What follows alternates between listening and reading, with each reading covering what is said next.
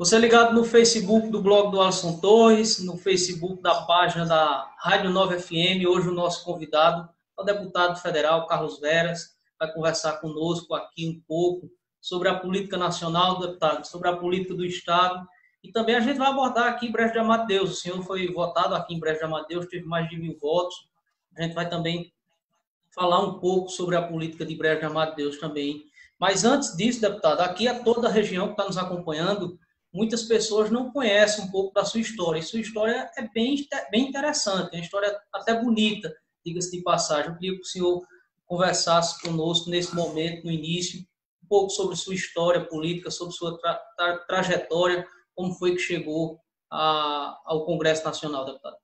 Seja muito bem-vindo. Eu que agradeço, Alisson, pela oportunidade da gente poder dialogar. Quero lhe cumprimentar, quero cumprimentar todos que nos acompanham nesse momento.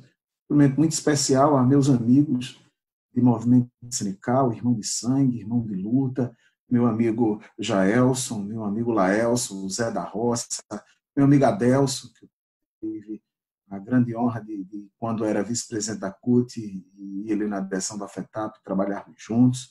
Como você falou, nós temos uma trajetória de luta muito grande. Eu sou da cidade de Itabira, da comunidade rural de Poço Dantas, sou agricultor familiar, iniciei minha militância sindical muito cedo, porque nós somos de uma família de 12 pessoas, pai e mãe, mais 10 irmãos, todos vivos, graças a Deus, e temos 3,5 hectares de terra no sertão pernambucano. Isso conquistado com muita luta pelo meu pai, pelos meus irmãos, trabalhando nas frentes da emergência, trabalhando no alugado, para comprar um pedaço de terra, para poder ter direito a se alimentar. Porque antes você criava a vaca do vizinho para poder ter direito a 1 litro de leite. Você trabalhava na roça do vizinho para ter 30% da produção. Você plantava, você limpava, você colhia e ficava apenas com 30%. Nem o pasto que fica da plantação a gente tinha direito. Ficava tudo com o dono da terra. Era um processo de exploração muito grande. E desde cedo, muito revoltado com a desigualdade social. Trabalhei com várias, além da agricultura, saía para fora fazer bico, vendia picolé, fui vender quadro, trabalhei com garçom, de um tudo para poder conseguir o mínimo para poder ajudar a família, porque só da roça não era o suficiente. E até que em 2001, quando o presidente Lula esteve em Itabira, na minha cidade, fazendo o lançamento da cooperativa de crédito, na época Ecosol Pajeú, eu estava com meu pai, meu irmão na época era inclusive presidente estava na FETAP, e ele olhou para mim, meu pai, e disse: "Tá vendo aquele homem? Ele saiu daqui de Pernambuco, ali do Agreste, num pau de arara, foi para São Paulo, passou fome, passou dificuldade, e vai ser o presidente da República. Então, a gente não pode ficar só reclamando. A gente tem que agir. A gente tem que ir à luta. A gente tem que brigar pelos nossos direitos." E foi aí que eu percebi que entrar no movimento sindical, entrar no Partido dos Trabalhadores, era lutar pelos nossos direitos, era lutar contra essas injustiças. Daí, então, entrei na cooperativa de crédito, depois fui para a direção do Sindicato dos Trabalhadores Rurais, fui vice-presidente da CUT, cheguei a ser candidato a prefeito em 2008, na minha cidade de Itabira, fui presidente da CUT 2 mandatos, quando estava no segundo mandato da presidência da CUT, depois nós tínhamos sofrido muito, enfrentando o impeachment, enfrentando o ataque aos nossos direitos, reforma trabalhista, tentativa de reforma previdenciária, um golpe no mandato da presidente Dilma com o impeachment, que foi um golpe para cima da classe trabalhadora. Hoje a gente está sentindo na pele o que significou tudo isso.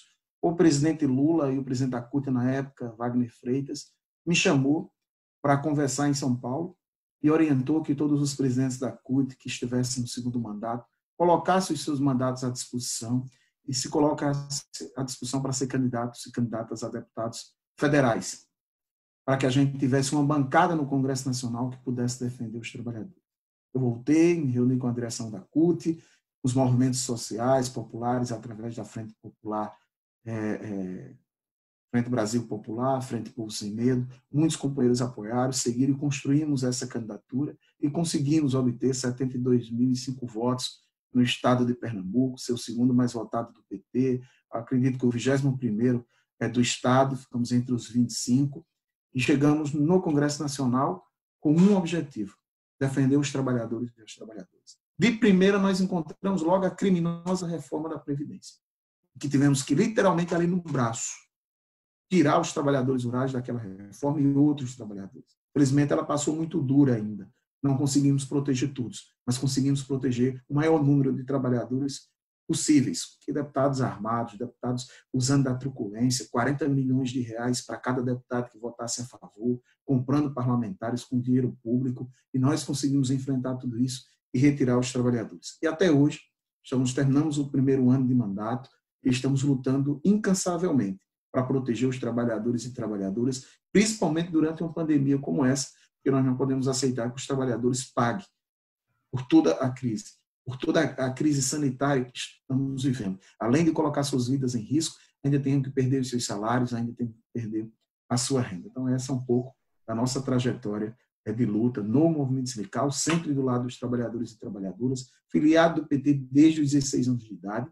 Eu faço parte da construção do partido. A minha vida inteira tem sido dentro do partido, dos trabalhadores e das trabalhadoras, que mudou a realidade da vida das pessoas quando o Lula se tornou presidente. Foram 40 milhões de pessoas que saíram da extrema pobreza, da miséria, acabou com aquela doença do sarampo, as crianças morriam de sarampo, infelizmente agora, voltando tudo isso à tona. As pessoas passando fome, o Brasil voltou ao mapa da fome da ONU e a doença do sarampo voltou também.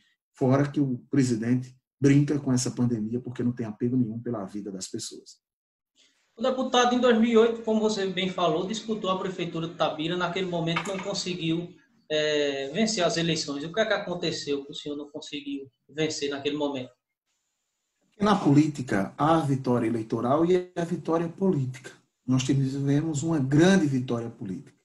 Nós nos contrapusemos a um processo de disputa polarizada que se reservava no poder entre grupos políticos, e ali a gente apresentou um projeto para a cidade. Um projeto de partido, um projeto para o povo, um projeto que incluía a população no orçamento do município, e a partir daquele momento a política da Itabira não foi mais a mesma, porque todos os candidatos e candidatas tiveram que discutir um projeto mais amplo. Saíram do projeto familiar, do projeto ali apenas dos grupos fechados, dos currais eleitorais, e passaram a discutir um projeto muito mais amplo para o município. Não é à toa que depois a gente apoiou o prefeito de lá, Sebastião Dias, o poeta, ele se elegeu e depois foi reeleito, o primeiro prefeito a ser reeleito, e vamos trabalhar agora para fazer o sucessor. Inclusive lá nós teremos um candidato a prefeito do PT, com apoio do prefeito, com apoio do governo do estado, com apoio de diversos grupos políticos do município. Se Deus quiser, Itabira terá pela primeira vez um prefeito. Já teve um vice, que foi inclusive meu irmão, com o Pedro Aristides, que era presidente da FETAP, que foi vice-prefeito lá no município. Acredito que na mesma época, com o Pedro Adelso, foi vice-prefeita, inclusive em Brejo, na Madre Deus. Sim. Ô, deputado, como é que está o coronavírus aí, toda essa questão em Itabira? Como é que o senhor está em Itabira, está no Recife, está em Brasília? Como é que o senhor está enfrentando esse período e a cidade em si, como é que tem se comportado? Eu estou na minha casa, num apartamento aqui, e nós compramos financiado pela Caixa Econômica, em 30 anos. Eu estou em Olinda, né? Em Olinda, num apartamento aqui de 60 metros quadrados, com a minha companheira, com meus filhos. Estamos em isolamento social, mas não estamos parados, nós estamos trabalhando, elaborando projetos de lei, emendas parlamentares, participando de entrevistas, de lives, trabalhando e dialogando com a população.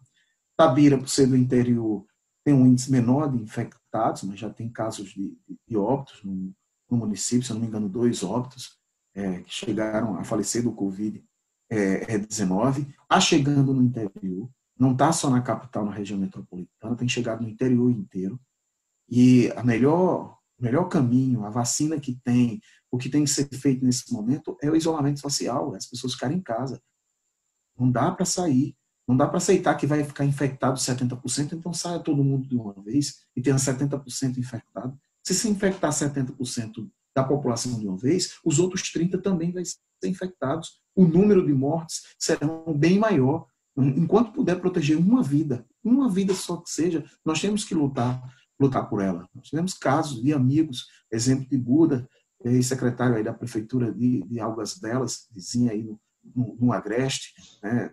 Chegou a falecer, né? Zarodo, ex-vereador, 30 e poucos anos da nossa cidade, chegou a falecer, a irmã do nosso Rinaldo, diretor do Sindicato Metalúrgico também, tantos amigos, tantos profissionais da saúde falecendo, enfermeiras nossas, médicos amigos nossos, exemplo do ex-prefeito de Itabira, só a internet, a computador. Como é que eles vão se preparar para poder estudar, para poder fazer o Enem? O Enem é uma porta de entrada para a universidade, é um programa de inclusão social, não pode ser utilizado para excluir as pessoas. Milhares e milhares de alunos não terão condições. Não dá para, nesse momento, privilegiar quem tem uma condição financeira melhor, que tem um computador, que tem uma internet de qualidade, porque a internet que nossos trabalhadores rurais têm só dá para acessar o WhatsApp, não dá nem para baixar uma foto, não dá nem para enviar um vídeo. Não tem computador em casa. Como é que vão se preparar, vão estudar? Os nossos jovens que estão na periferia, isso é um crime, isso é um absurdo. Nós não vamos aceitar. Estamos articulando junto ao presidente Rodrigo Maia, ao conjunto de parlamentares para suspender o Enem. Não tem a mínima condição dele ser realizado na data que está prevista. O próprio Rodrigo Maia pediu ao presidente da República que adiasse. Uma comissão de deputados pediu ao ministro da Educação que adiasse. Se ele não adia, nós vamos derrubar o decreto dele através de um PDL e no Congresso Nacional nós vamos fazer valer a força do Legislativo, que não vai aceitar um absurdo desse imposto pelo governo federal, que quer retirar os filhos da classe trabalhadora da universidade. Porque o próprio ministro da Educação já tinha dito que filho de trabalhador e trabalhadora, que pobre, é para fazer ensino médio e apenas um curso técnico para ir direto para o mercado de trabalho. Ganhar um salário mínimo. Não tem história de filho de trabalhador estar em universidade. Que universidade é para poucos. Inclusive tem que ser privatizada, tem que ser vendida apenas para os filhos do rico. Os filhos de rico continuam, participam e estudam nas universidades, faz curso superior para manter o patrimônio dos seus familiares, dos seus pais, manter a hegemonia, e os filhos dos trabalhadores continuam sem entrar na universidade, só fazendo curso técnico para se manterem pobres e manter o equilíbrio social que eles acham que tem que ter. Quem é rico tem que continuar rico, quem é pobre tem que continuar mais pobre ainda para poder se sujeitar às ordens do capital, que vai de encontro ao que Lula fez, que foi criar um monte de universidade, espalhar por tudo que é canto, para que os filhos dos trabalhadores, da empregada doméstica, do pedreiro, do servente, do agricultor, da empregada doméstica, enfim, todos pudessem acessar a universidade. O que ele quer fazer é exatamente isso. Tirar o filho da empregada doméstica, o filho da manicure, tirar o filho do trabalhador rural, do indígena, do quilombola, e poder fazer uma universidade, acessar a um curso superior. E nós vamos lutar muito, e tenho fé no parlamento que a gente derruba esse decreto e adia sim o Enem, porque nós não vamos aceitar que exclua os nossos jovens. Deputado, em 2018, antes do segundo turno, o senhor já tinha tido o resultado das urnas, já tinha vencido as eleições, o senhor falava sobre uma consciência de classe em uma das suas entrevistas que eu assisti, e também falou que tinha um pouquinho de medo de um retrocesso da história do país. O senhor acha que esse momento que a gente está passando é culpa dessa falta de consciência de classe? A gente já está vivendo esse retrocesso na história do nosso país? Não tenho dúvida disso. Nós estamos num processo de aprofundamento do retrocesso. As pessoas se deixaram levar em 2018 pelas fake news, pela campanha do ódio, da intolerância. Muitos motivados também pelas injustiças que foram feitas com o presidente Lula, que tiraram ele da eleição. Ele poderia, se tivesse concorrido às eleições, ter sido eleito no primeiro turno. Então, isso gerou também revolta, indignação. E quando as pessoas estão revoltadas, elas podem usar da pior forma possível e eleger o que tem de pior para esse país. Um criminoso, um genocida, alguém que atenta contra a vida da população, que não tem limite algum, um intolerante, que é o Jair Bolsonaro. E hoje a gente vê a população voltando a tempos atrás. O Brasil voltou ao mapa da fome da ONU. O sarampo voltou a nos aterrorizar. As pessoas que tinham direito ao programa Minha Casa Minha Vida viu esse programa tão importante ir embora. Nós estávamos construindo casa na zona rural. Do jeito que com Lula nós acabamos com a lamparina, com o candeeiro, colocando luz na casa de todo mundo, com luz para todos, a gente ia com o programa Minha Casa Minha Vida acabar com as casas de taipa e construir casa em todas as comunidades rurais, em todas as pessoas terem direito à sua casinha. Sair das palafitas, como fizemos aqui em Recife com João Paulo, com Lula, na Brasília Teimosa. Enfim, programas importantes como o Mais Médico, que a gente tinha um posto médico, tinha um médico em cada comunidade rural, em cada distrito. O programa de extensão das universidades, de inclusão dos jovens através da educação. O programa importante como o PRONAF, de distribuição de renda, de crédito, que está paralisado, o Programa Nacional de Assistência Técnica para a orientação de assistência técnica da nossa população, o Programa de Reforma Agrária, crédito fundiário para garantir terra à população, para poder garantir a soberania alimentar. Então, a gente tinha vários programas importantes que foram desmontados. O pré-sal, que descobrimos, foram entregues à iniciativa privada, a outros grupos de capital, inclusive fora do país. Então, a soberania nacional sendo atacada, tentando privatizar com os bancos públicos, com as universidades, com a Casa da Moeda, com o Serpro, com a Dataprev, um ataque total aos Correios, enfim, um ataque muito grande. E a gente está vendo aquele tempo lá atrás, quando os nossos trabalhadores rurais trabalhavam nas frentes de emergência, recebia aquela cesta básica daquele feijão duro encruado, daquele arroz com casca, vem da hora voltar a isso. As pessoas estão passando fome, estão passando necessidade por falta de uma atuação, de uma política federativa, de um governo federal que possa socorrer os estados e municípios nesse momento, porque os estados e municípios não podem emitir títulos, não podem colocar recurso novo, tem que se virar com o que tem. Então, precisa muito do governo federal. Eu espero que um dia os nossos trabalhadores e trabalhadoras possam, no Congresso Nacional, ser maioria. E nós somos maioria na população brasileira. Eu sou o primeiro agricultor familiar a ser eleito deputado federal. Quantos agricultores familiares não tem no município de Brejo, não tem no estado de Pernambuco? Daria pelo menos para a gente ter eleito 10 deputados federais, agricultores familiares do estado de Pernambuco. Quantos professores, quantos servidores públicos a gente não tem? E poderia eleger esses servidores públicos, como também deputados também, para a gente ter uma bancada da classe trabalhadora. Se nós tivéssemos 258 deputados, dos trabalhadores, da bancada dos trabalhadores, não passavam esses ataques aos nossos trabalhadores. Como o agronegócio tem essa quantidade de deputados, como o capital privado, as empresas privadas, as multinacionais têm esses deputados. Os bancos, tudo que é para eles é aprovado de imediato. É no estalar de dedo. Veja agora, quase que aprovam a MP da grilagem para regularizar e perdoar os crimes de grileiros, de assassinos, de criminosos que atentam contra a Amazônia, contra o meio ambiente. Então, o que é pauta do capital é rápido para ser aprovado. Quando é dos trabalhadores, a gente tem que lutar muito, negociar, conversar, abrir concessões para poder aprovar alguma coisa. Agora, isso é por quê? Porque a gente não tem a maioria dos trabalhadores lá. Agora, isso é uma questão cultural, porque sempre foi colocado na cabeça dos nossos bisavós, dos nossos avós, dos nossos pais, que tem que votar no candidato do patrão, tem que votar no doutor, porque se você votar no trabalhador, o trabalhador não ganha, porque não tem dinheiro. Aí a pessoa acaba votando por conta de um saco de cimento, de um milho de telha, de um milho de tijolo, de uma cesta básica, que está vulnerável. Então, o que acontece? As pessoas, quando se elegeram, não tem compromisso nenhum. Foi culturalmente colocado na cabeça das pessoas que pobre não ganha eleição. Não é o dinheiro que elege, o que elege é o voto. Se você votar com a sua consciência, você terá uma representação muito melhor. Eu recebo vários testemunhos de companheiros que dizem, olha, eu fui candidato, meu vizinho olhava para mim e dizia, você é um cara bom da porra, cara legal, gente fina. É pobre, não tem dinheiro, não vai ganhar. Eu era colocado como quinto. Eu ia perguntar justamente isso. Como foi que o senhor fez para ganhar a eleição? Saiu lá de Tabira, pouco mais de 70 mil votos. Como foi esse processo aí, deputado?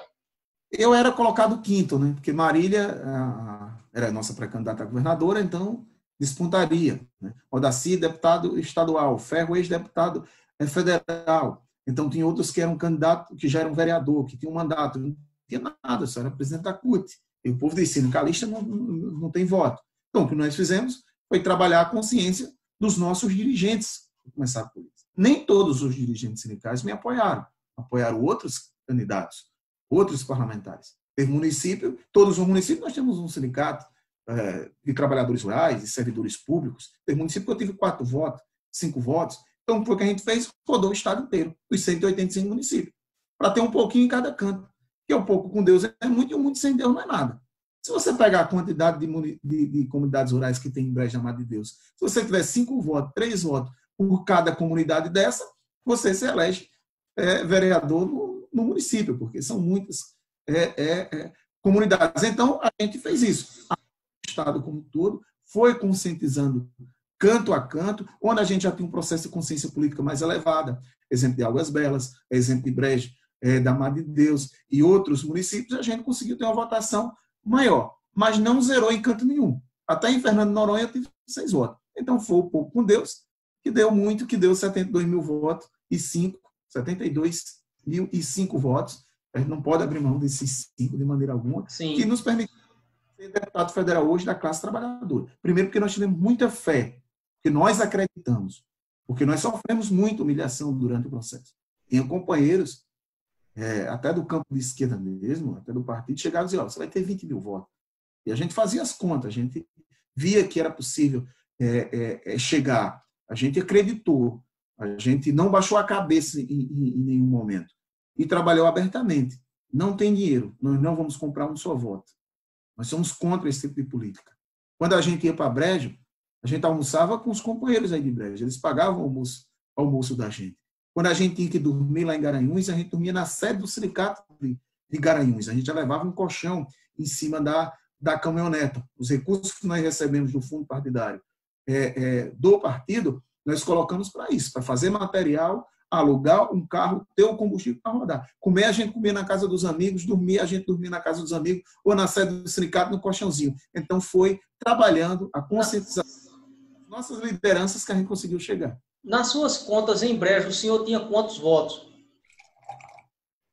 O melhor, quanto o sindicato lhe prometeu, conjunto com o Zé da Roça, o vereador? Olha, deputado, a gente vai lhe dar tantos votos. Quanto foi? Eles me prometeram muita força, muita energia e de se empenharem, se dedicarem, entendeu?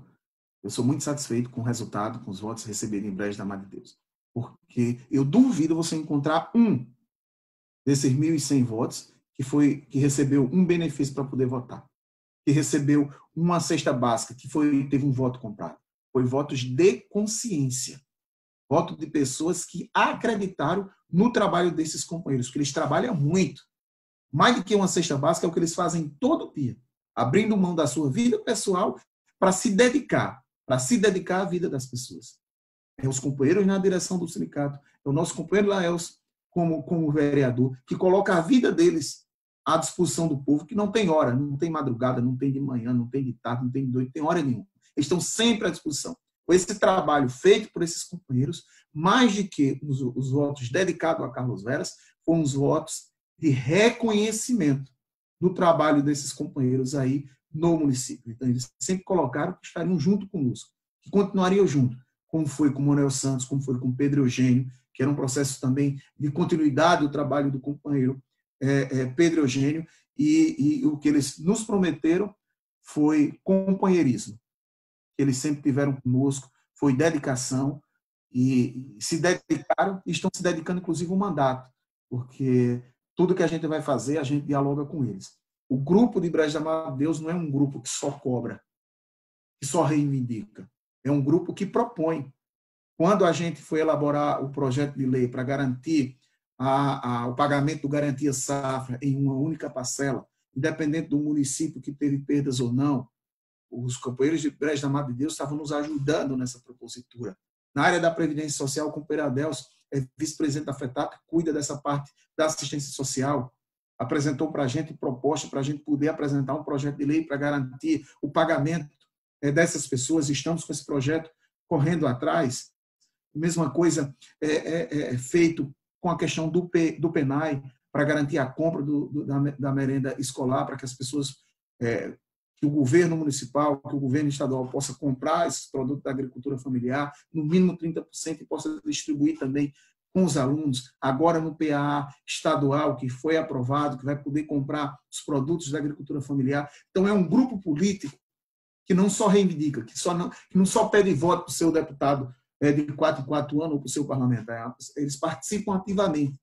Tudo que eu estou apresentando de proposituras, de projetos de lei no Congresso Nacional, toda a minha atuação tem a participação do grupo de Brejo da Madre Deus, como tem a participação dos outros grupos políticos, nós, da FETAP, da CUT, da CONTAG, desse campo do movimento sindical, do MST, dos movimentos populares, que participam do nosso mandato. Nós temos um conselho político de mais de 170 lideranças, que dialoga conosco permanente, que cobra, mas que também propõe, porque eles sabem que o mandato não é meu, o mandato é deles. Eu voto no Congresso Nacional de acordo com a orientação deles. Os nossos projetos de lei é de acordo com a demanda de cada um e de cada um. Então, hoje, pode dizer, o Sindicato dos Trabalhadores Rurais, o PT de Brejo da Madre Deus, tem um deputado deles. E eles têm influência e decisão sobre a minha participação aqui no Congresso Nacional, sobre o voto. Porque eu voto aqui de acordo com o que eles orientam, com o que eles constroem coletivamente conosco. Deputado, voltando agora para Brasília, eu conversava semana passada com o deputado Augusto Coutinho, do Solidariedade, e ele falava sobre a aproximação eu perguntava a ele sobre a aproximação do Bolsonaro com o Centrão. O Bolsonaro tem distribuído cargos aí para o Centrão, e para mim, na minha opinião, isso é uma tentativa de evitar um impeachment no futuro. Augusto Coutinho disse que não, acha isso muito natural. Todo presidente, para governar, ele tem que ter uma aproximação com o Centrão, que ali concentra o maior número de deputados. O Bolsonaro também ia precisar, um momento ou outro, dessa articulação para aprovar suas propostas, seus projetos. Como é que o senhor vê essa aproximação dele com os deputados do Centrão? Primeiro, o Bolsonaro se elegeu dizendo que não ia fazer a velha política, que não ia ficar fazendo negociata com o parlamento, que só ia mandar projeto de lei que fosse bom para o povo, então ia ser aprovado automaticamente os projetos. No primeiro trimestre, ele já caiu por terra essa tese dele, porque ele teve que liberar em torno de 40 milhões de reais para cada deputado votar a favor da reforma da Previdência. Você vai encontrar em vários municípios deputado de primeiro mandato liberando 1 milhão para cada município, 2 milhões, 3 milhões de reais. Nós só temos 15 milhões de emenda. Então, só daria para atender 150 municípios a 100 mil cada um. Então, tem muitos que têm o tal da emenda extra, do recurso extra, que é feito disso, através dessa negociação, para votar projetos. Se o projeto é bom, você não precisaria pegar recursos para votar. Ele poderia entregar o mandato dele de presidente da República para mim. Eu não votaria nunca contra os trabalhadores, nunca votaria a favor daquela reforma da Previdência, porque eu fui eleito exatamente para combatê-la, como combatemos. Então, agora, ele começou e agora ele volta a se aproximar de novo do Centrão. E o Centrão começa a se dividir. E uns fazem relação com eles, outros não. Porque ele vive esse tempo todo na negociata lá dentro do Congresso com alguns partidos para poder liberar dinheiro. Através de emendas parlamentares para as bases eleitorais desses parlamentares. E tem alguns de olho em alguns ministros, em alguns ministérios, inclusive. E ele está fazendo isso exatamente para escapar do impeachment. Ele está tentando comprar a manutenção dele como presidente da República. Ele tem que ter cuidado, porque o Centrão pode ir conseguindo com ele e daqui a pouco dar um canto de carroceria. Mas ele está tentando se manter, ele está tentando comprar parlamentar para se manter, porque tem mais de 30 pedidos de impeachment. É insustentável a participação. O senhor acha que ele já perdeu a governabilidade? Ele nem teve. Ele não conseguiu governar como presidente. É porque ele não tem traquejo nenhum, ele não tem capacidade nenhuma de governar o país. Quando ele começou, ele já começou colocando um monte de projetos, de emendas, de MPs que atacam a população brasileira. O próprio partido dele, ele começou a brigar, que foi eleito um bocado de deputado através do Laranjal, do uso de dinheiro das campanhas femininas para investir em outras campanhas, inclusive na dele, de presidente da República. Começou a ser desmascarado como ele se elegeu, inclusive com as fake news, com as mentiras. Tem uma CPI hoje rolando da fake news. O partido dele não é mais dele, não dá mais sustentação a ele, extremamente dividido. Os próprios parlamentares que foram eleitos pelo PSL começaram a denunciar o Bolsonaro na CPI da fake news. Bolsonaro se tornou presidente e ele só tem uma missão e um desejo: é proteger os filhos, é proteger o seu clã, é proteger as milícias, entendeu? As milícias, é proteger as milícias. Então, é isso que ele tem tentado fazer. Por isso, a interferência na Polícia Federal do Rio de Janeiro para proteger os seus familiares, os seus filhos, que cometem muita besteira, que tem o gabinete do ódio, que estão envolvidos num bocado de coisa errada, inclusive nas rachadinhas, através de mandatos, de pegar dinheiro dos próprios assessores.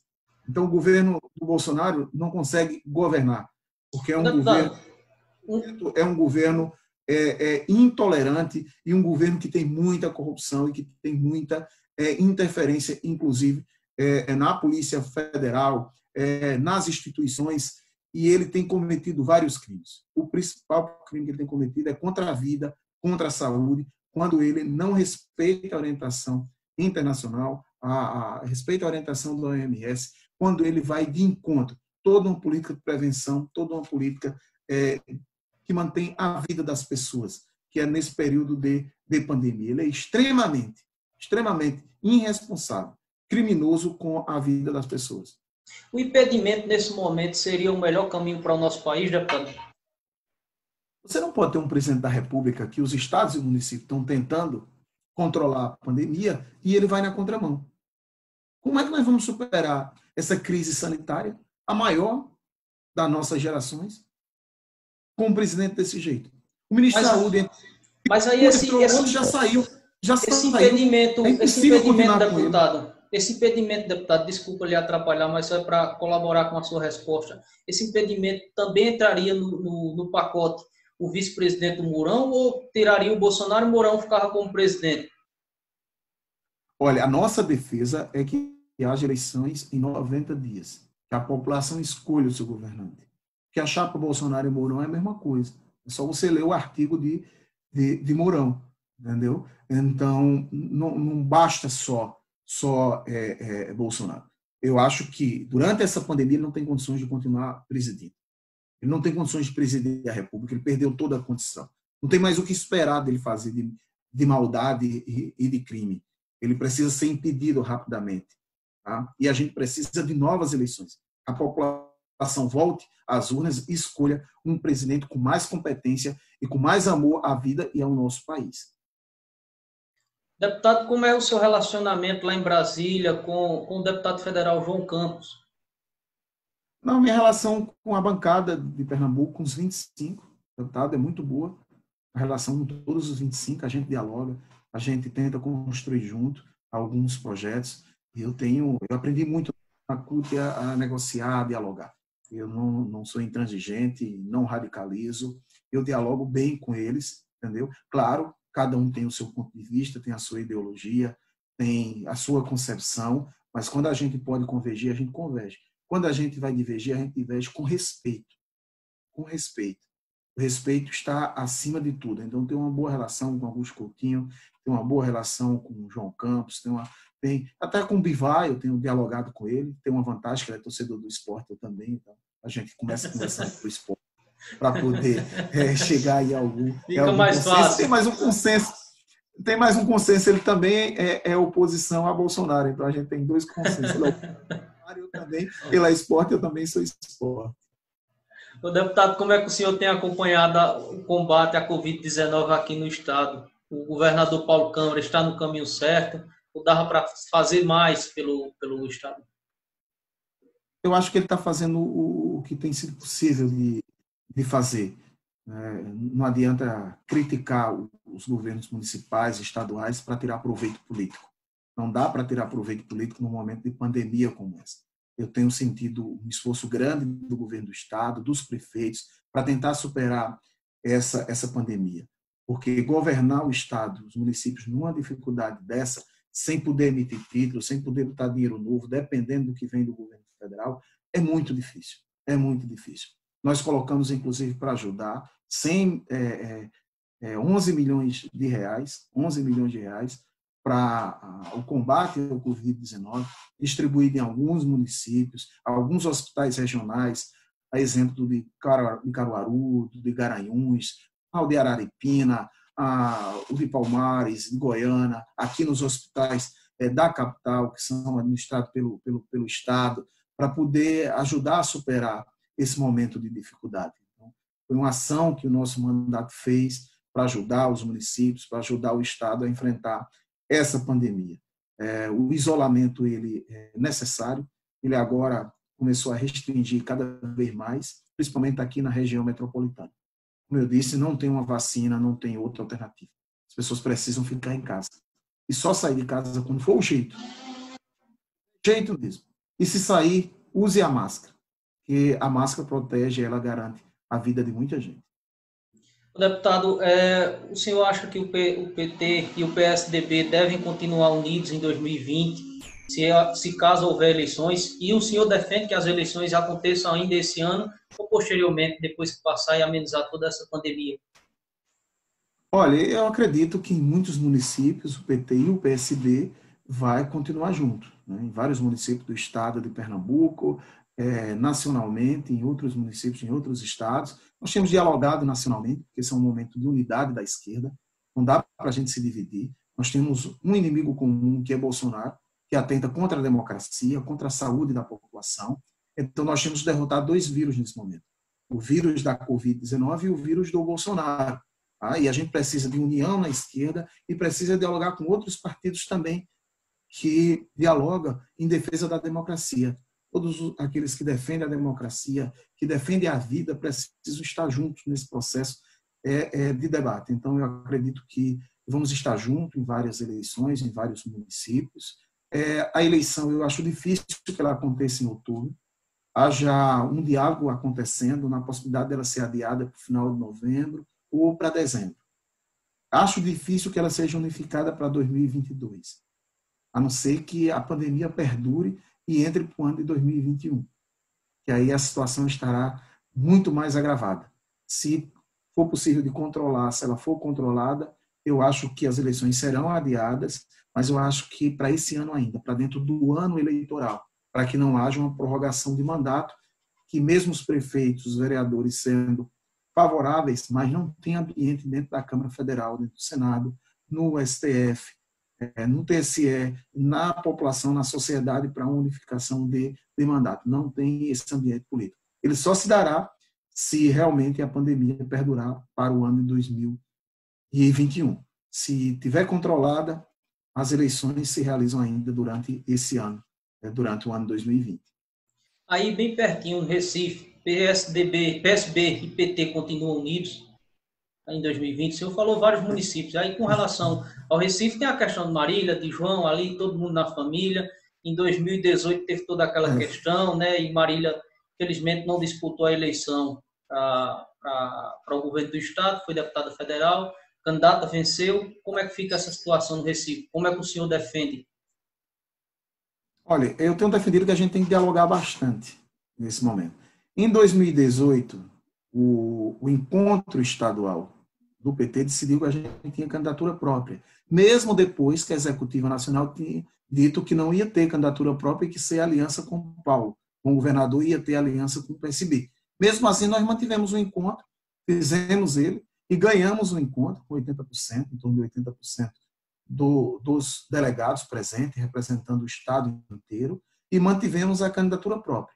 O Diretório Nacional se reuniu e derrubou a nossa decisão. O que é que acontece? Hoje, o mesmo Diretório, o mesmo Executivo Nacional, que disse que não era candidatura própria em 2018, que era aliança com o PSB, um ano depois, disse que no Recife não se mantém a aliança, que é para ter candidatura própria, tem que ser Marília. Não é só que é candidatura própria.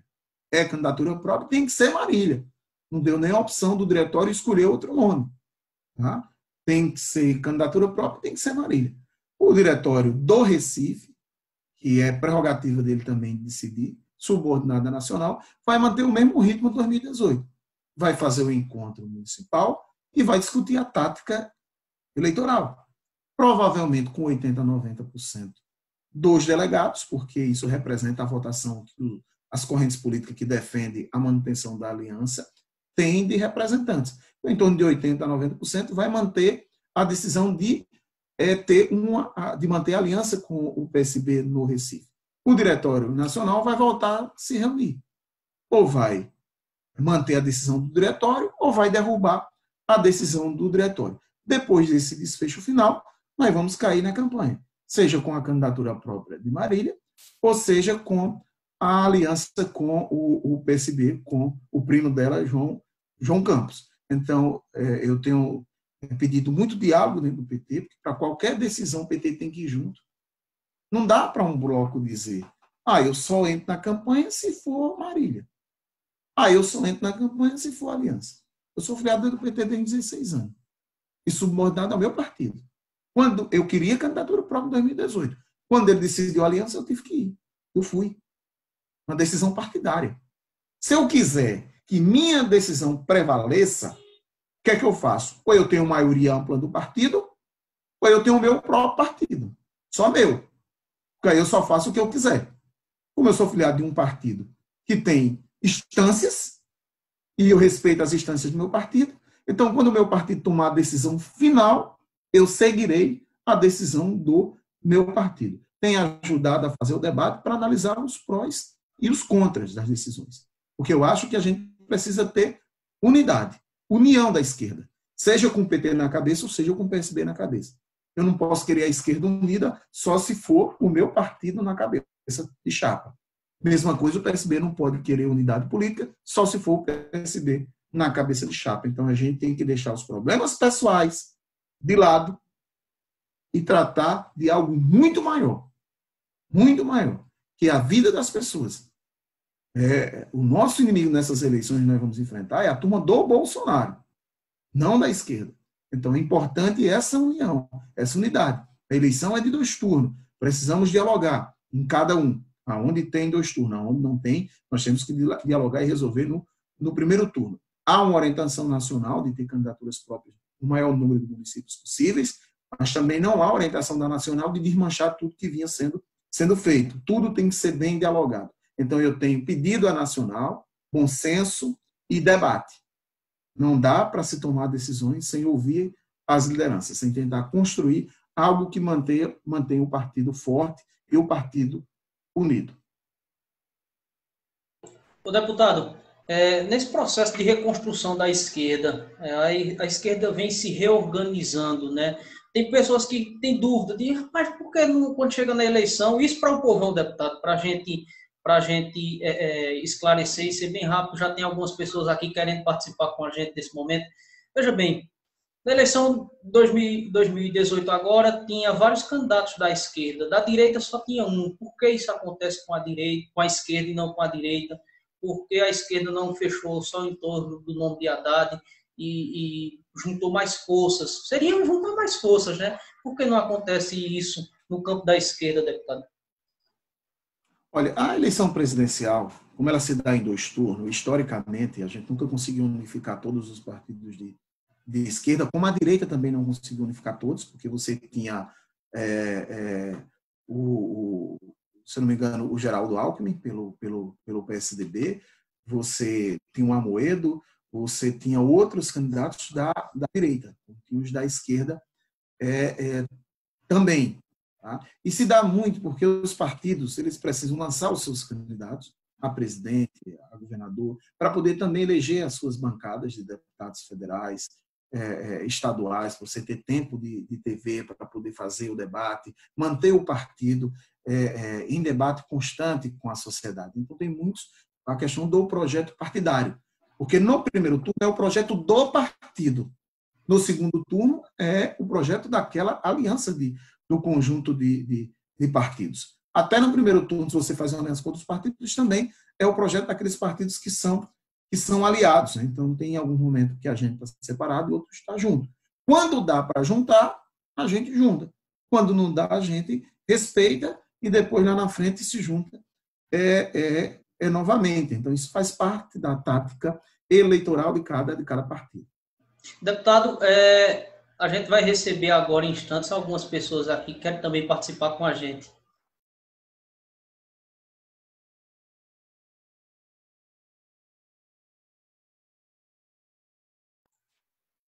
Vamos receber aqui, deixa eu botar aqui, viu, deputado?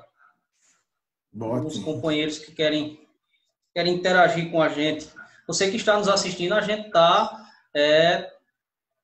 de casa, cada um. O deputado está em Olinda, do seu apartamento, cumprindo a quarentena com a família. Eu estou na minha, então vamos se adaptando. A gente agora vai ter um pouquinho de contratempo, vamos fazer algo inédito, vamos colocar outras pessoas para participar com a gente. Zé da Roça, já nos escuta? Escuto sim, Alisson. Ligue a sua câmera que a gente quer ver sua imagem, eu e o deputado Carlos Veras. Estou tentando ligar, mas não estou conseguindo aqui, cara. Isso agora, é a tecnologia. Foi. Opa, olha lá aí. Pronto. Bonito. Tudo bem, meu... Tudo bem, satisfação em falar com vocês. Eu só vou ter que sair porque eu estou entrando na reunião da Câmara e vou ficar até 10 para as 5, para as 6, para voltar com vocês, ok? Espera só um minutinho, a gente está só finalizando. O deputado recentemente destinou aí um recurso para a Brejo de Amadeus, a emenda de R$100 mil. Não sei se você teve a oportunidade de agradecer a ele publicamente. Use esse espaço nesse momento para agradecer ao deputado. Ô, rapaz, que coisa boa.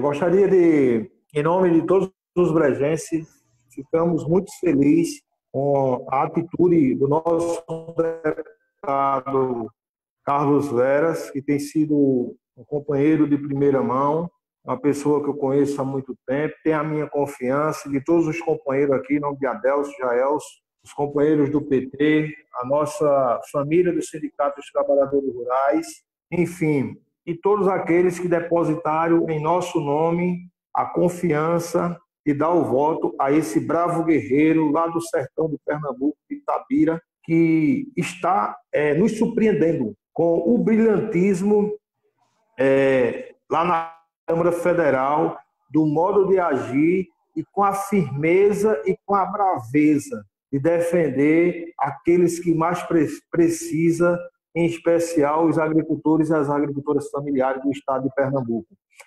Alisson, o nosso Carlos... Fica à vontade. Ô, Leovino. O nosso Carlos Vera, Alisson, eu acho que uma das maiores conquistas, não só para Brejo, mas para todo o estado de Pernambuco e o Brasil, o que Carlos fez a nível de Brasil e Doriel a nível de estado e aqui os dois juntos, foi a gente ter barrado algumas atrocidades, alguns desmandos que o desgoverno central queria fazer com a reforma da Previdência. Então, Carlos, esse é um legado seu e todos os deputados do PT de oposição a esse desgoverno, que isso ficará na nossa história e na sua biografia, como um daqueles que não se curvou perante as benéficas que eram oferecidas lá em Brasília, e você ficou do lado daqueles que mais precisavam, se negando a receber qualquer tipo de troca lá da cá para votar contra os trabalhadores. Você está muito de parabéns. Em nome de todos os brejenses, a gente vem aqui a lhe agradecer de público. O Zé da Roça, antes do agradecimento do deputado, da fala dele, eu queria aproveitar esse momento... Só falando, Alisson, falando, agradecer também, além disso tudo, esses R$100 mil, que parece pouco para quem tem muito, ou para aqueles que não têm compromisso com o nosso município, mas eu já disse a alguns que me criticaram, esse recurso não dá nem para comprar máscara. Eu digo, olha, mas já é alguma coisa, meu colega. E de grão em grão é que a galinha enche o papo. Estou fazendo a minha parte e tenho certeza que o nosso deputado também. E mais vem por aí, e o deputado deve estar anunciando já essa parceria, que não vai ficar por aqui, está só começando com o vereador Zé da Roça, com Jaelso do Sindicato, com Adelso da FETAP, enfim, com o movimento sindical e com todos os brejenses. Muito obrigado, deputado Carlos Zé. Deputado, fica à vontade para o senhor já anunciar aqui ao blog do Alisson Torres, a Rádio 9 FM, quais são essas parcerias. Já fiquei curioso. Vereador, fique mais um pouquinho com a gente. Deixa o Flávio Diniz aí no banho-maria, não corra não. Fica à vontade. Eu que agradeço a confiança da Elsa, a confiança de todos os companheiros do PT, do Brejo, da direção do Sindicato Rural, das associações, das organizações populares. Primeiro, realmente, eu reconheço, você é pouco. O Sindibrejo também, Carlos. Sindibrejo também. Os servidores são os parceiros de primeira hora. Eu reconheço que 100 mil é muito pouco para o município de Brejo da Mata de Deus. Agora, se a gente fizer uma conta rápida, quantos deputados federais foram votados no município de Brejo? Lideranças que pediram voto para eles. Então, se cada um botar 100, nós vamos chegar a mais de 500 mil. Já é um aporte para ajudar o prefeito, que tem o seu deputado federal, que com certeza aportou muito mais. Mas aquilo que eu dizia no próprio início do debate aqui, eu fui votado em 185 municípios, né? E a gente precisava ajudar a todos. Eu coloquei para Brejo, mas coloquei também para o Hospital Regional de Caruaru, o Regional de Garanhuns, que também atende a população de Brejo. Também colocamos para a agricultura, né? A gente tem um trator agrícola para, assim passar a pandemia, também entregar aí no município. Nós tivemos uma reunião, inclusive, com o prefeito, estamos trabalhando parcerias na área do campo da agricultura familiar, com estradas vicinais, no saneamento também, na parte de pavimentação, mas, infelizmente, por conta da pandemia, algumas ações que a gente já estava planejando de grande porte para o município de Brejo não pôde ser concretizada, mas assim que passar a pandemia, nós vamos retomar esse debate. Eu estou no primeiro ano de mandato.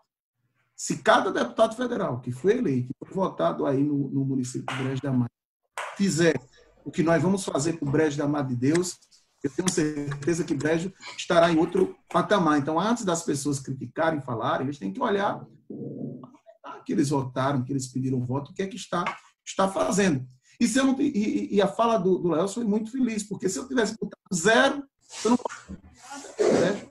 Só em garantir que os trabalhadores e trabalhadoras rurais de Brejo da Mata de Deus vão continuar se aposentando, seria o maior projeto nosso, a maior ação. É o nosso maior benefício para os trabalhadores de Brejo. Porque se eu tivesse pego 40 milhões de reais para votar a favor da reforma da Previdência, eu poderia ter mandado 5 milhões para Brejo da Mata de Deus.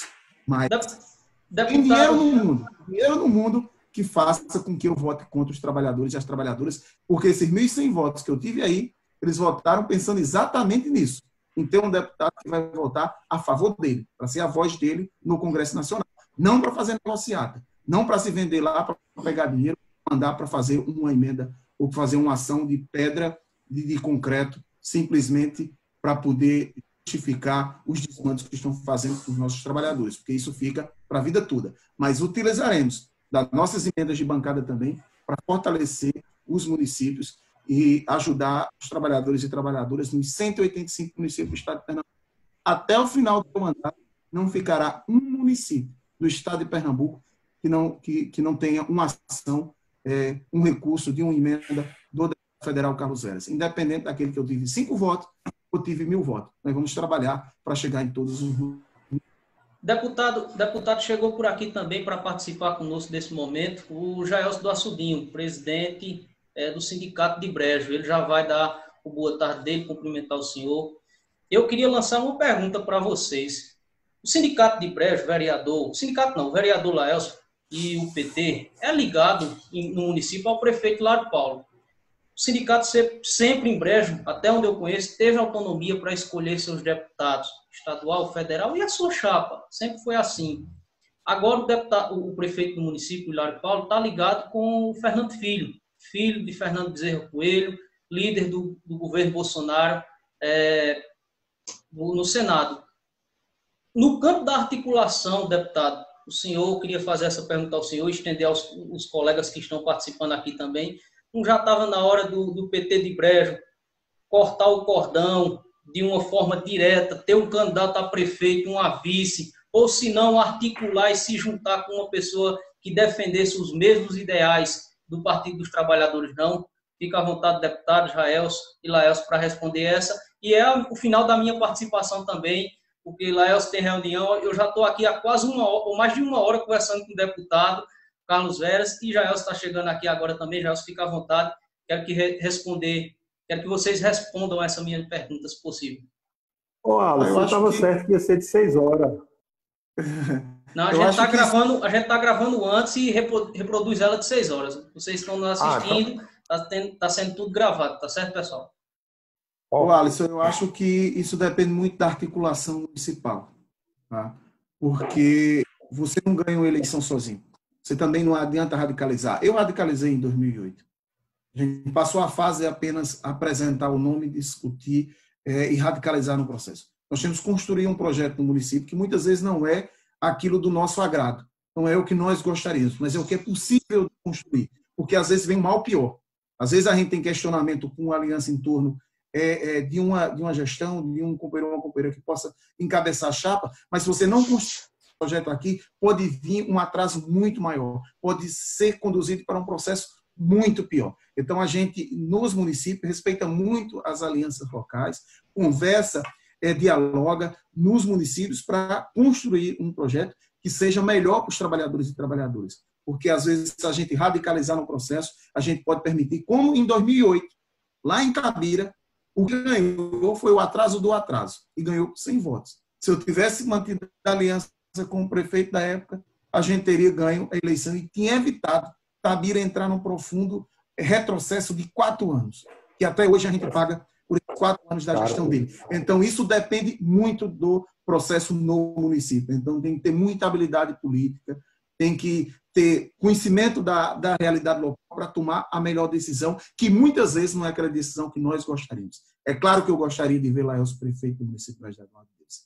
Esse é uma meta, é um sonho que se tornará realidade um dia. Já tivemos Adelso vice-prefeito, seja Laelso, Adelso, Jaelso, a gente quer um dia governar o município de Brejo das Deus. Não tenha dúvida, se não vai ser possível em 2020, nós vamos trabalhar em 2024, nós vamos trabalhar em 2028, em 2032, mas eu não tenho dúvida que um dia o povo de Brejo das Deus vai poder provar do jeito do PT governar. Como Lula governou o Brasil, nós um dia teremos um prefeito do PT em Brejo. Não sozinhos.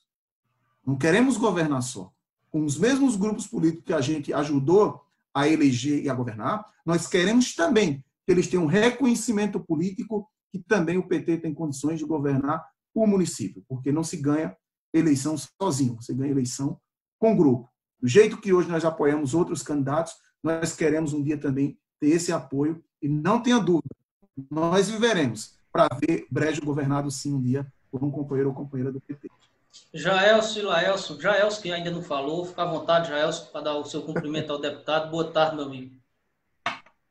Boa tarde, Alisson. Parabenizar você por essa iniciativa dessa sua live que tem sido sucesso mais tarde. Boa tarde, companheiro Zé da Roça, meu grande companheiro Carlos Vera. Dizer que eu, como agricultor, e nós aqui, agricultores de Brejo, estamos muito felizes em ver o Carlos Vera nos defendendo com unhas e dentes lá no Congresso. É para isso que a gente votou no Carlos Vera. A gente sabe que se não fosse o Carlos Vera lá brigando, a gente não teria se articulado e a reforma da Previdência que foi perversa, tem sido muito mais perversa ainda com aqueles que produzem alimento, porque independente de qual seja a profissão, ninguém vive sem alimento, ninguém vive sem comida. Então, os trabalhadores e trabalhadoras já sofrem tanto. Você imagine uma mulher do campo, quanto ela sofre para chegar aos 55 quando se aposentar. E muitas vezes o único dinheiro que ela tem, que ela começa a pegar, é quando se aposenta. E aí tem esse direito negado para uma mulher com 65, para o homem com 60 anos, é uma perversidade muito grande. Tivemos uma pequena interferência aí na internet do Jaelso. Jaelso, está nos ouvindo? De fato, teve uma pequena interferência, vocês vão se acostumando, já disse, estamos em casa. Porque esse Céu Barros lá na Assembleia. Enfim, a internet. Eu acho que é interessante desligar o microfone do. Eu acho que é interessante desligar o microfone dos outros companheiros para que não desse interferência. Acabei de fazer isso, meu amigo. Fica à vontade.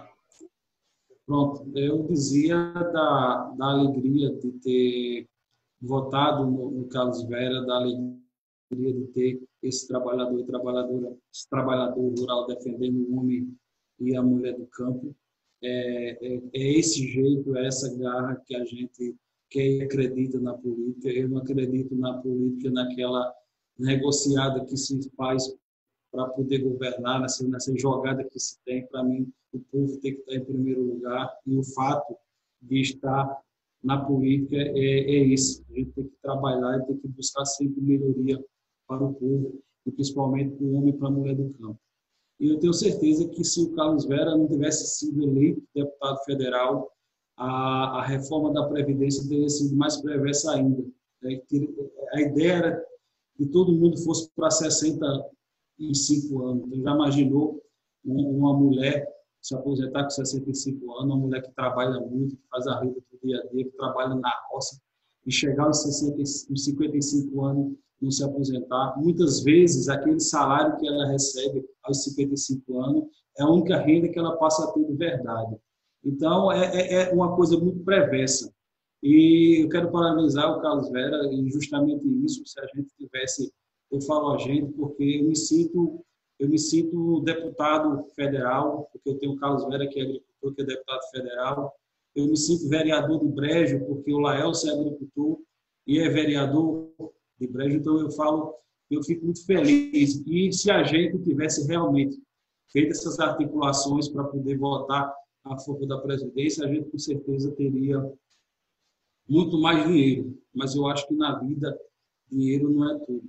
Dinheiro é uma coisa que passa de momento. E aí, quando a gente briga por direito, por luta, fica por uma vida toda. Então, quero agradecer ao companheiro Carlos Vera por essa luta. Eu sempre tenho conversado com ele, sempre digo: rapaz, você tenha cuidado, que tem hora que eu tenho medo, né? Porque a gente sabe como é que funciona lá em Brasília, e tem hora que ele parece aqueles galos de briga, né? Aqueles galos que o galo pode ser mais forte, maior, mas ele está ali ferrenho, firme e coerente na luta. Então, eu digo sim, Carlos Vera nos representa muito e muito bem, e da mesma garra, com a mesma força que a gente fez campanha para ele, a gente faria de novo. E a gente tem sentido isso, que as pessoas têm se sentido representadas pelo Carlos Vera, e isso é muito importante. Tá bom, Jaelson, muito obrigado pela tua participação. Zé da Roça, dê suas considerações finais e fala aí, homem, por que o Brejo não já tem um candidato a prefeito do PT? Diga aí, homem, a gente. O povo do Brejo quer saber. O sindicato é forte. A zona rural do Brejo de Amado de Deus, vocês têm uma representatividade e uma força muito grande. Conta pra gente por que o PT ainda não tem um candidato. Meu caro Alisson Torres, meu caro, assim, a política tem que se fazer com muita responsabilidade, sem amadorismo, e com muita parceria. Como disse o deputado Carlos Vera, estou muito feliz em dizer que ninguém ganha eleição sozinho. E é verdade que o Sindicato Partido dos Trabalhadores é divisor de água em eleições, e nós temos tomado as melhores decisões pensando no município como um todo. E pensar o município como um todo é a gente pensar na sede do Brejo de Amado de Deus, é pensar em São Domingo, Fazenda Nova, Mandaçaia, enfim, a região brejeira, em todas as localidades. E nós temos feito um trabalho, e já tivemos a oportunidade de conversar, sem denegrir a imagem de ninguém, sem querer tomar o espaço de ninguém, mas também querer ter o nosso respeito, a nossa consideração, e estar ocupando nossos espaços. E esse momento vai chegar, como disse o Carlos Vera, o PT almeja, esse é um dos objetivos do Partido dos Trabalhadores, mas vai chegar o momento certo. E a gente tem coerência e cautela. Quero aqui mandar um abraço ao prefeito Hilário Paulo, que é um parceiro, apesar das dificuldades que vem enfrentando em sua administração, mas o PT tem sido o parceiro de primeira hora para fazer a defesa do governo naquilo que é condizente com a realidade e com a legalidade, para que ele possa melhorar a gestão. E vocês acompanharam no início do ano passado o que nós passamos, como perdendo a Câmara né? E nós ali estava assim, ensaiando um golpe para que Hilário fosse retirado da prefeitura praticamente à força. E nós fomos para lá defender, não porque é Hilário, mas a gente tem que defender e fazer os ajustes necessários, e fizemos isso com muita responsabilidade, porque naquele momento ele precisava fazer ajuste fiscal, ajuste administrativo para entregar aquilo que prometeu à população. E é público e notório que, apesar da dificuldade, muita coisa vem acontecendo nos quatro cantos do município. Problemas tem, isso ninguém nega, mas a gente está aqui firme nessa parceria, acreditando e lutando por esta união Brejo-São Domingo Brejo, Hilário, Doutor Edson Hilário, e assim isso vai se definir, se Deus quiser.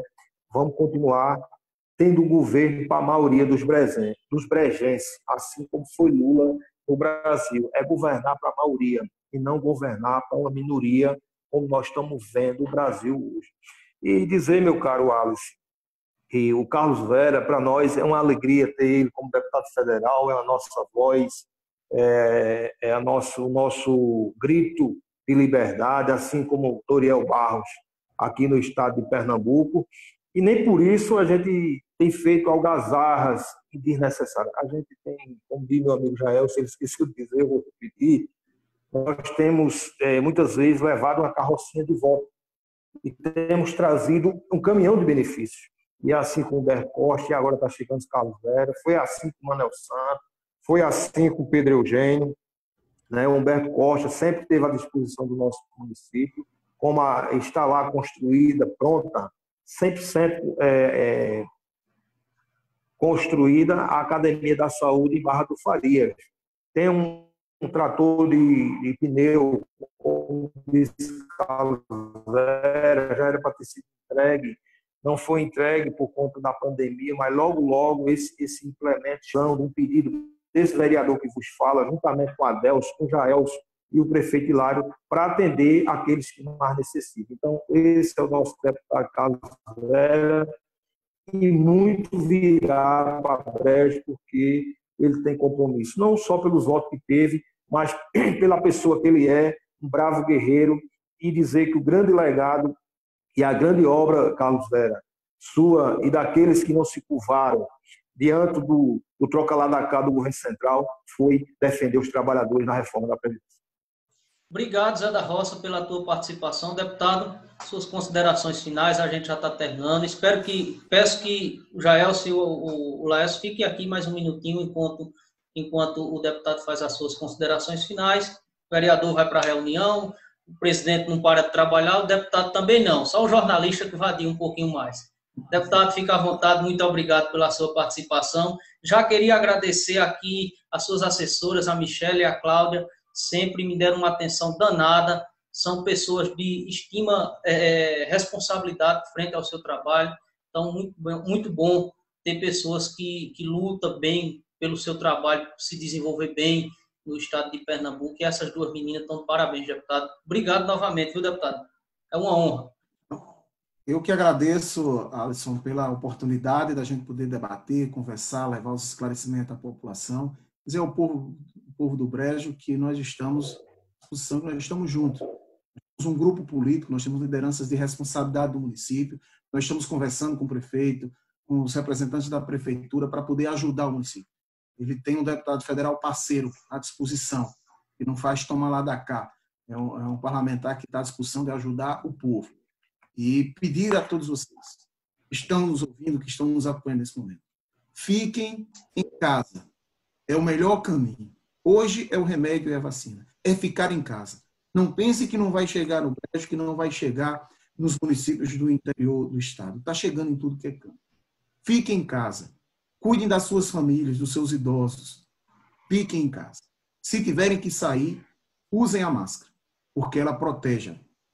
Sei que incomoda um pouco, mas nós precisamos proteger os outros e se autoproteger.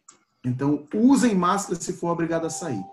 E se puder evitar de sair, evite. Fique em casa, vamos superar essa pandemia, nós vamos vencer a Covid-19, nós vamos retomar o desenvolvimento desse país, nós vamos devolver esse país aos trabalhadores e às trabalhadoras. Com fé e esperança, a gente supera tudo isso. Forte abraço e muito obrigado a vocês por tudo. Abraço, deputado Carlos Vera, abraço também a Jaelso do Açudinho, a Laércio, abraço a Joécio, Jocélio lá do Açudinho também, Matheus Nunes, todos do sindicato, no nome da minha prima lá do Cachoeira, já falei nela, vou falar de novo, Rosiete, essa guerreira lá do Cachoeira da minha terra. Cuide dela bem direitinho, viu, Jaelso? Cuide dela bem direitinho. Um abraço também a Beth, essa figura importante aqui para a história do Brejo de Amadeus. Obrigado a todos, essa foi mais uma live do blog do Alisson Torres, em parceria com a Rádio 9 FM, vai ser transmitida aí para todo mundo assistir, compartilhar e comentar. Um abraço, Jaelso, Laelso e o deputado federal Carlos Veras. Obrigado.